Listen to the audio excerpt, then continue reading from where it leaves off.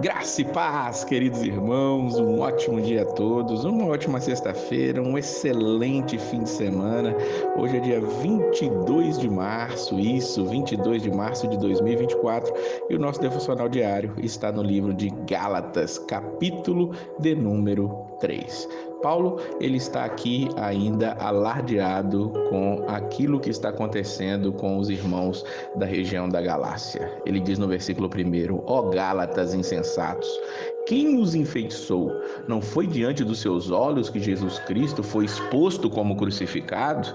E aí ele diz mais embaixo no versículo 3: tendo começado pelo Espírito, querem agora se voltar para a carne e terminar na carne, ou como diz a NVI, querem agora se aperfeiçoar pelo seu esforço próprio. Quando ele fala de carne aqui, ele está falando do esforço próprio, de buscar a salvação pelas obras da lei. E para que fique muito claro na cabeça daquelas pessoas, ele vai usar alguns exemplos ali do Antigo Testamento.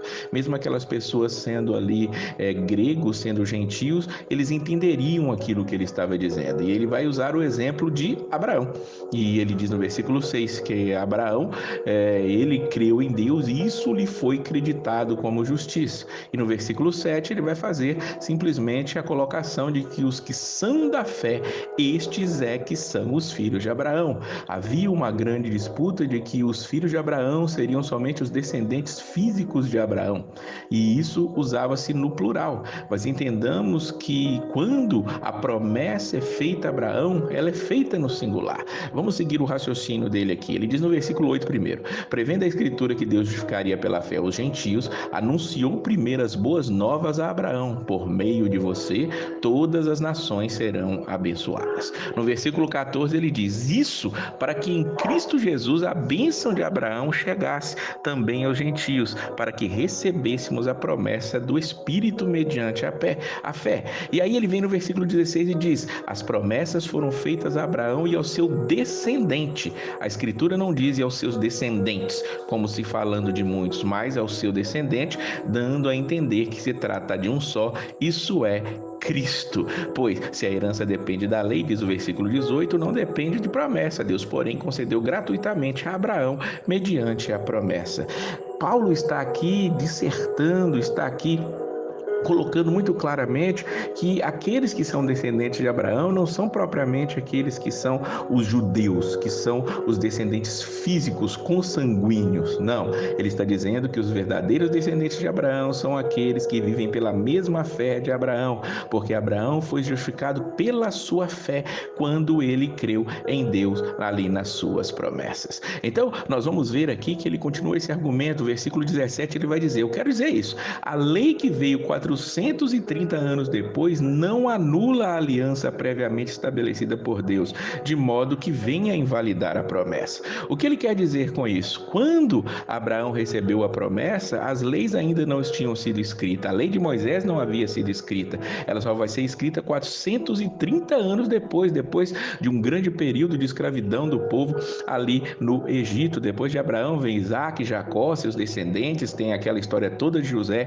ali no Egito, e os hebreus ficam ali no Egito 430 anos escravizados, e a lei só vem depois disso. Então a promessa é anterior à lei, é isso que ele está dizendo aqui. Então qual era o propósito da lei? Por que tanto se fala da lei? Ele diz no versículo 19: ela foi acrescentada por causa das transgressões, até que viesse o descendente a quem se referia a promessa, e foi promulgada por meio de anjos pela mão de um mediador. E que lei é essa? Versículo 24: assim a lei foi nosso tutor até Cristo, para que fôssemos justificados pela fé. Agora, porém, tendo chegado à fé, já não estamos mais sob o controle do tutor. Que coisa maravilhosa, é interessante, é esplêndido como nós podemos ver como Paulo está aqui argumentando com aqueles irmãos, dizendo que sim, houve a lei. A lei, ela não vai ser simplesmente anulada, mas ela é como se fosse uma tutora, alguém que fosse conduzindo alguém de menor menor,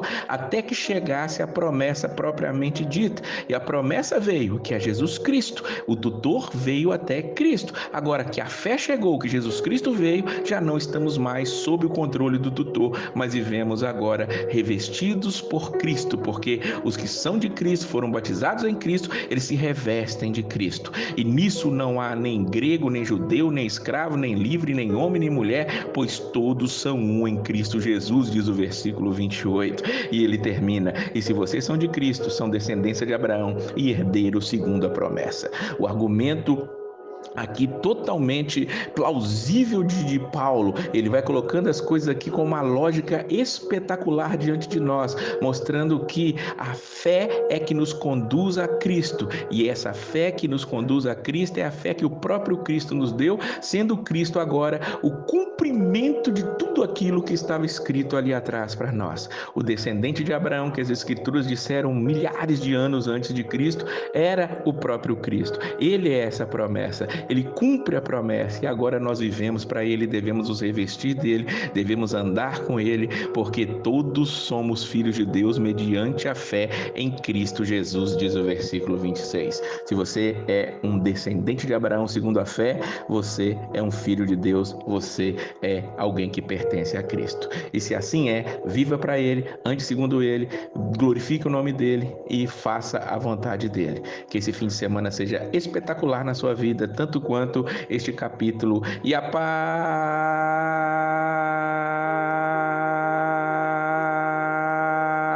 do Senhor!